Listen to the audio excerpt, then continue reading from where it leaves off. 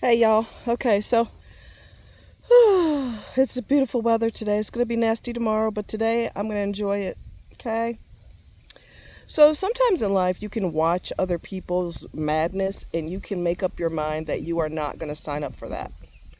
You don't have to experience craziness yourself. You can watch other people like a people TV and you can make up your mind that you are not going to sign up for that. You don't want your life to look like that. You don't want your relationship with your children to look like that. Your relationship with your husband to look like that. None of that. You don't want any of that. So um, I know of a couple. We're going to call them Jana and Dave. Jana and Dave live together, and they break up constantly and get back together constantly, but they still live in the same house even when they're broken up. Jana knows that Dave is a flirt. Jana probably also knows that Dave has a problem being faithful, but she still stays with him. He cooks and he cleans, so she's basically got a live-in slave, and she's used to that. Who wouldn't say no to that? Who would argue with that? So it's a sick dynamic because neither one of them are good for each other, and he's not the type to commit because he wants to be with you, you know, but he wants to be with other people at the same time, which that doesn't work. It doesn't usually work out too well. Something falls flat somewhere. So, um, Jana was married before. Jana has had 4 kids. One of them died. And the husband was a loser. He was a major loser. He was abusive. He throw the kids around, slam them around, push them, whatever. He thinks that being a drill sergeant is the way you're supposed to raise children. Some parents are clueless. Just because you can bump and grind and make children, that doesn't mean you have any business doing it, because you have to be qualified to be a parent, and just reproductive organs is not doesn't automatically make you qualified, just makes you capable. So one of her kids, she has 4. One of them is young, the rest of them are adults. She has severe parental enmeshment with them to the point where she enables any and all bad behavior. If they decided they don't ever want to work again, she will work 2, 3, 4, 5 jobs to financially care for their lifestyle. When one of them beat up his girlfriend and end up in jail because of it, she bailed him out. Mommy dearest bailed him out. Do you see the dysfunction? So it's like she went the total opposite of her husband, her ex-husband. She's not going to be a disciplinarian. She's not going to be go over the top so far as that goes, but she's going to go over the top so far as bending over backwards to make sure that, you know, she does everything for them. She enables, encourages bad behavior, will financially support their lifestyle. Um, she thinks that that's what a mother is supposed to do. And like I said before, when you go against the grain, you go against the natural order of how life is supposed to go, you are begging for problems, and you're going to get them. Because you're taking the boat, and instead of going with the river, you're deliberately going upstream, and it's going to cause problems because you're going against the damn grain. You know what I'm saying? So one of them died. He died, let's see, a couple months ago, several months, let's see, God, time flies so fast. Several months ago, he died, maybe 4 months ago, something, I don't know. He went to his friend's house, and they were doing whatever, and he ended up dying. I do believe that it was drug related, because young people that are strong like that, they don't just drop. That's not a normal thing unless there was some kind of pre-existing health problem or whatever the case. It's just not normal for young folks to just drop. It happens, but it's not a normal everyday occurrence. So don't you know that she has not requested the talk screen? The toxicology report, she has not requested it. I think she knows it's drug related because she's not going to stop them from doing drugs. I'll give you more money if you need more drugs, because that's how she is. And I think that when people see proof of them screwing up as a parent, that hits them in the core of who they are. So if I don't see proof and I pay no attention to that and I just act like he just died, because that's what happens sometimes when you're young and strong. If she wants to go into denial, she don't have to face the fact that he was doing something that she enabled him to do. She will even give, I'm not kidding, she will give more money for drugs. You run out of drugs, I'll help you. She's pushing her own kids in front of the train because she has parental enmeshment issues, and they become narcissistic and brain damaged as a result because you're going against the grain. So they're not going to form correctly. Their intellectual capacity, their emotional intellect, none of that is going to form correctly because they don't have to. If it's kind of like, when you're a toddler, you're young, you eventually crawl, and then you eventually learn how to stand, even though you fall down a lot. You eventually learn how to walk. Well, shit, if somebody picks you up all the time and carries you everywhere, there's no incentive to learn to walk. That's a prime example. You're going against the grain. You're going against what's natural. It is natural for kids to no longer be children and to become teenagers and young adults and become adults and you fall on their face and pick themselves back up and learn from their mistakes without you swooping in, saving the day, so they don't have to make any effort at all because you will always save them. This is sick and it's dysfunctional. It's parental enmeshment and it's twisted. So, because Dave cannot, again, let me go back to the talk screen. I think it's bizarre that she has zero interest in how he died. I do believe it's drug related, and I do believe she don't want to see the proof of that. Because when it's on paper, and it's an official paper from the ME's office, that's proof that you did some really horrible things, and you enabled entirely too much, and you helped your son die. You didn't stop him from doing drugs. He didn't have no penalties for anything wrong that he did. Anything wrong that they do is perfectly fine. Because mama will save the day. That's sick. So, recently, Dave, who cannot be faithful to save his life, went into a bar. He had been flirting with this one girl. And she'd been flirting back and forth with him, even though she was seeing some other dude. Some women, some people, not just women, some people are addicted to attention. They need everybody to think they're attractive. They need everybody to want to bone them or get boned. They just need everybody to be starving for them. Feeds their ego, okay? So, guys, be careful. Women will get you hurt, eliminated, and worse because they're stupid. They need everybody to be hungry for them. Because they need everybody to be hungry for them, they'll flirt with you while they have a boyfriend. And when their boyfriend finds out, he's going to think you trying to step on his territory, and then there's going to be problems. So that's what happened. So this girl, she told Dave that she was in the bar, and he came slinking over there because he'd been with her anyway, involved with her in some capacity.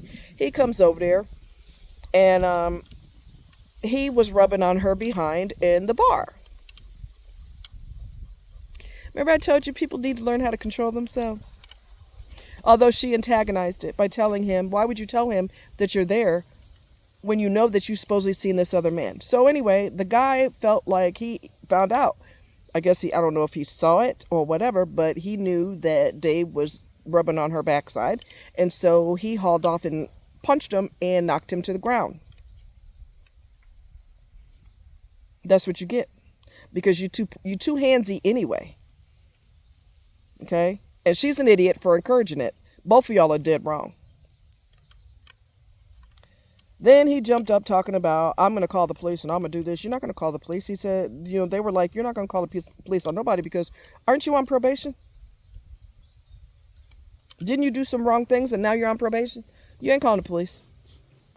You assaulted somebody in a bar. Go ahead and call the police when you're on probation. Good job. And you probably shouldn't be in a bar anyway because you're on probation. But anyway, whatever. People do what the hell they want to do until there's repercussions. So she Jana broke up with him, which means they still live in the same house. And I guess he's sleeping on the couch now or sleeping in another bedroom. I don't have a clue. They cannot leave each other the hell alone. Sometimes you're addicted to somebody and you need rehab from them. And the way to get rehab from them is to break up and move on your own. You got to separate from each other. Leave each other the hell alone. Block each other from every social media. Just be done, because y'all are not healthy for each other. Y'all are sick. And you're sicker together.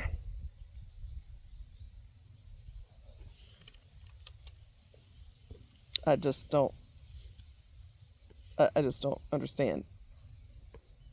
What in the hell is wrong with people? You know what? They need to put that on my tombstone. She always wanted to know what the hell is wrong with people. Okay? His excuse for why he can't, because somebody that I know, a mutual friend of ours, talked to him about. I said, why don't you talk to him and find out why the hell he can't leave her alone anyway? Because they're very dysfunctional together. He claims that he don't have the finances to do that. Let me explain something to you. He can't financially live on his own. Yes, you can. Yes, you can. Yes, you can. Yes, you can. You just don't want to.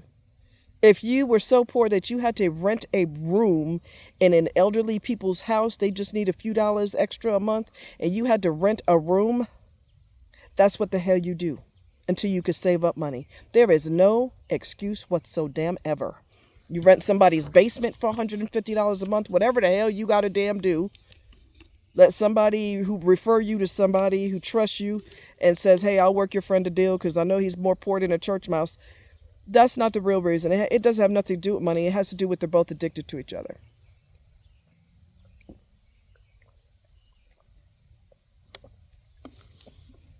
Because there's ways that if she died tomorrow, you're going to be homeless. I don't think you will. And trying to find other women to live with because you don't want to spend money to pay for yourself is very immature and stupid and unwise. Get government housing if you're that poor. He's not that poor. He's not that poor. He cannot be on his own. He cannot be on his own. He'd rather be in a dysfunctional ass situation where they break up every 5 minutes as opposed to, you know what, we're not healthy for each other. We need to move on. I wish you the best. Some people can't do that. They're addicted. They can't do it. The drug is the high from the dysfunction is stronger than their feelings for each other. The high from the dysfunction is stronger than their feelings for each other.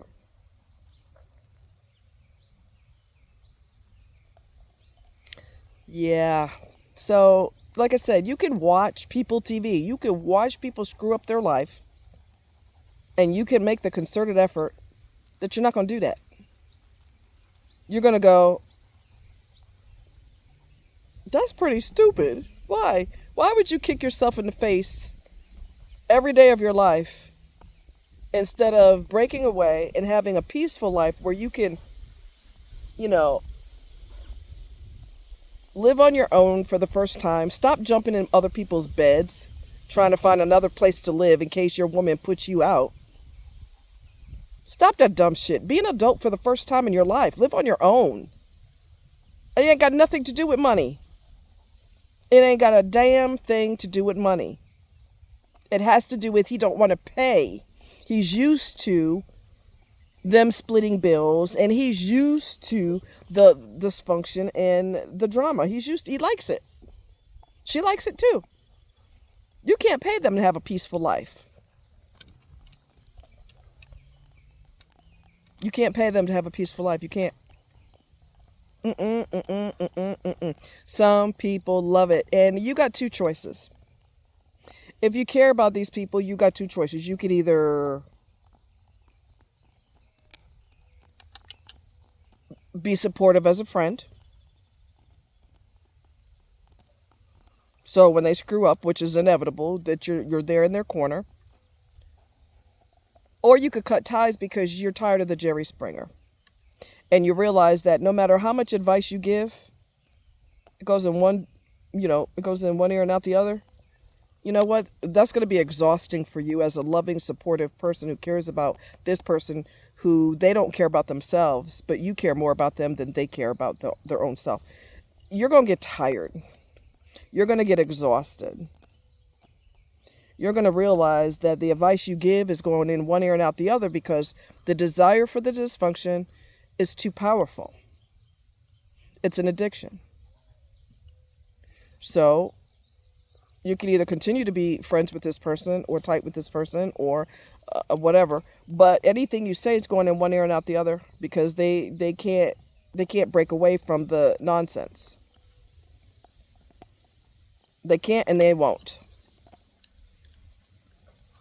So it blows my mind that somebody's child could die and she was devastated and crushed and everything else. But I don't need to know why he died. I'm not really worried about that because she knows the reason. That's why. She knows why.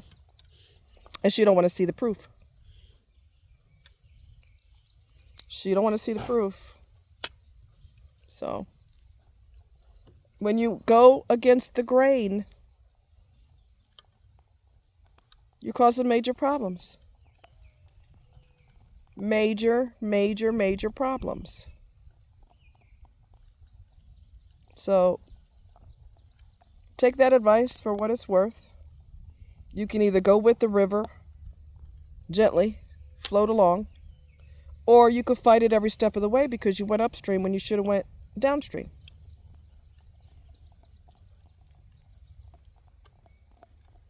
You could either drive into the tornado or drive away from it and seek shelter. Totally up to you. You see the tornado is there, so if you go towards it, you obviously want what it has to offer. So, lesson well learned for those who are smart and observing the madness. Okay? You sit and observe the psychosis, and you're like, you know what? I'll let them have fun with that. I'm not down. I'm not down for that. So, some people never learn. They will go to their grave a crazy legacy because they just refuse to fix their life. They refuse. And sometimes the only peace a person will ever have is when they die. Because when they had breath in their body, they made it a point to destroy their life. Made it a point to destroy their life. They didn't care. They knew what they were doing is wrong. They knew other people gave them advice, and they still didn't give a damn. Some people would never stop until they stopped breathing. And the dysfunction will finally end with them. Now, the people that they directed dysfunction towards, they will probably continue to screw up their life with other people who enable their behavior if they find other enablers. Crazy. Life is so hard. Life can be so damn hard, and you're making it hard on purpose. That don't make a lick of sense. So, I don't know. It's crazy. Get a drink. Get a drink. Hey, psst. Get a drink. Good boy. So, I don't know. I'm an oldest of 3, and I'm a fixer. Okay? I'm a fixer because that was my role. I had on-the-job training as a kid, So I did everything to keep her drama, the mother, keep her drama to a minimum. I'm a fixer. I'm on-the-job training being a fixer. So when I see people screwing up their life on purpose, it's so frustrating for me because I'm like, you are deliberately jumping in a fire. Why? You don't know it's hot. And I'm not talking about mistakes that you made. I'm not talking about that. I'm talking about deliberately screwing your life up. By doing the wrong thing over and over and over and every single day you're doing the wrong thing. Drives me crazy when I see people do that. Drives me crazy. And I've coached people who deliberately are in dysfunctional, twisted relationships deliberately. They know this person got them arrested. They know this person tried to get them fired from their job. They know this person is poison and they will not leave them the hell alone. And I have to take a deep breath because I'm a fixer. I have to take a deep breath and give myself a pep talk and tell myself that person doesn't want the help. They don't. I cannot put a gun to your head and force you to do the right thing. I could tell you every day, every hour on the hour, I could tell you, remind you all the bad things this person's done to you, that you're not healthy together.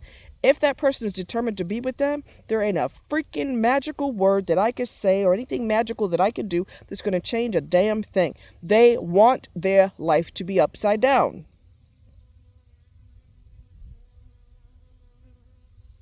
They want that.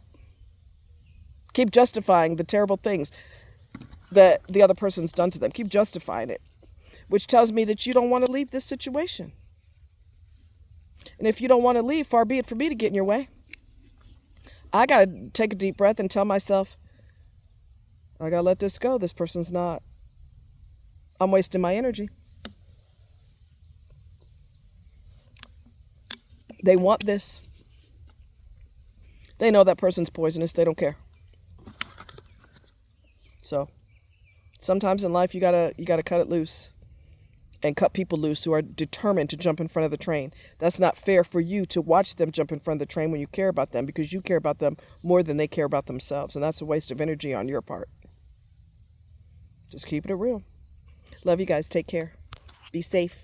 Hopefully where you are the weather is perfect, because it's perfect here. It will not be perfect tomorrow, but I'm going to enjoy it while it's here. Believe you me. I'm going to enjoy it while it's here. Y'all take care. Bye-bye.